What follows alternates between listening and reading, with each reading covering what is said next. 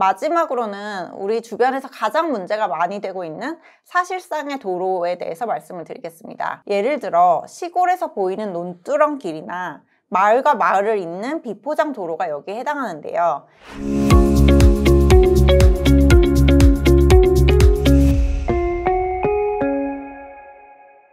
여러분, 우리가 매일 걷고 운전하며 사용하는 도로, 이 도로들이 다 누구 땅일지 한번 생각해 보셨을까요? 사실 대부분은 국가나 지자체 소유지만 사유지 도로도 적지 않습니다.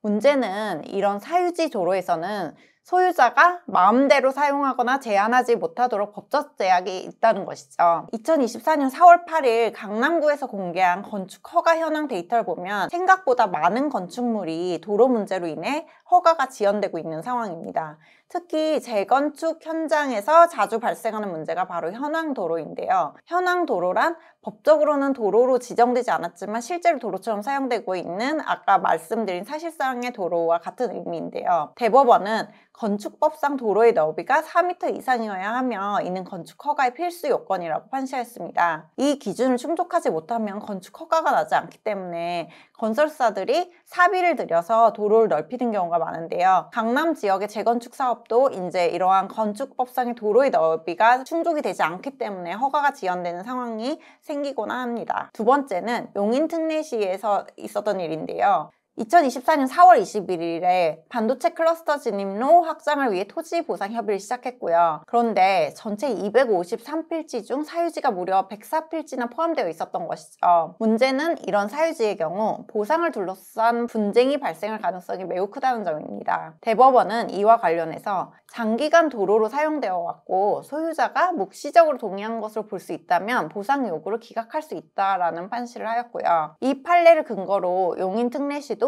일부 사유지 소유자들의 보상 요구를 기각하려는 입장을 취하고 있습니다. 오늘은 도로와 관련된 법률적 개념과 자주 발생하는 분쟁 사례를 알아보도록 하겠습니다. 도로의 법적 분류 크게 세 가지를 기억하시면 되는데요. 첫째로 법률상 도로가 있고, 둘째로 도로법상의 도로가 있고, 셋째로 사실상의 도로가 있습니다. 법률상 도로는 먼저 이제 도로법과 국토의 계획 및 이용에 관한 법률에 따라 도로로 규정된 길을 말하는데요. 쉽게 말해서 국가나 지자체가 관리 대상으로 정한 도로라고 생각하시면 돼요. 그런데 중요한 건 법률상 도로가 반드시 국가 소유일 필요는 없다는 점이죠. 특히 건축법상 도로는 대부분이 사유지입니다. 그럼 소유자가 마음대로 이걸 사용할 수 있을까요? 안 되죠. 그러니까 도로법 제4조에 따르면 사권 행사가 금지가 적용이 되고요.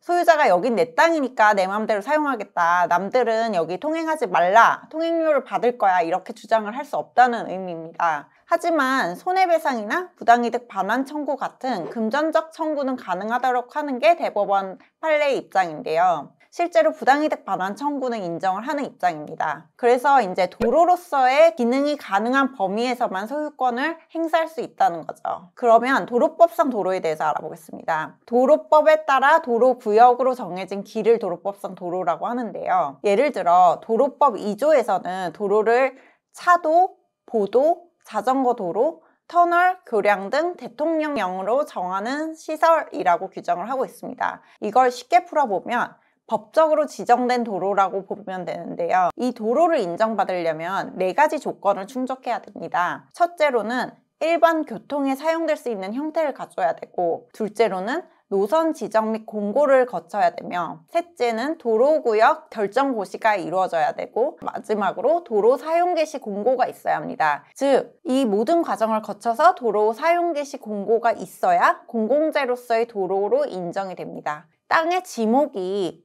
도로로 되어 있다고 해서 무조건 도로법이 적용되는 건 아니에요. 등기부 등본상 도로로 규정되어 있는 땅이 모두 도로법상 도로는 아닌 겁니다. 대법원에서는 토지 대장의 지목이 도로라고 해서 반드시 도로법에 적용을 받는 것은 아니라고 판시를 하였고요. 마지막으로는 우리 주변에서 가장 문제가 많이 되고 있는 사실상의 도로에 대해서 말씀을 드리겠습니다. 사실상의 도로는 법적으로는 도로로 지정이 되어 있지 않지만 사람들이 실제로 통행로로 사용하는 길을 말합니다. 예를 들어 시골에서 보이는 논두렁 길이나 마을과 마을을 잇는 비포장 도로가 여기에 해당하는데요. 이런 길은 법적으로 정식 도로가 아니다 보니 분쟁이 많이 발생을 하는 거죠. 대법원은 여기에 대해서 일반 공중의 통행에 공용된 도로는 특별한 사정이 없는 한 통행이 보장된다라고 해서 공중이 사용하는 도로 통행권을 인정하는 취지의 판시를 하였는데요. 즉 사유지라고 하더라도 사람들이 오랜 기간 통행로로 사용했다면 함부로 이를 통행을 방해할 수는 없다는 뜻입니다. 하지만 이 경우에도 소유자가 손해배상을 청구하거나 사용료를 요구할 수는 있습니다. 즉 도로는 아까 말씀드린 대로 법률상 도로, 도로법상 도로, 그리고 사실상의 도로로 세 가지로 나뉘고 각 도로마다 법적 제한과 특징이 다르며 강남구나 용인 특례시의 사례처럼 적용되는 예도 좀 다를 수 있습니다. 이런 사례들을 통해 도로 관련 법적 개념과 분쟁이 실제로 적용되는 예에 대해서 말씀을 드렸는데요. 이제는 도로에 대해서 실제로 어떤 분쟁이 일어나느냐에 대해서 구체적으로 설명을 드리겠습니다.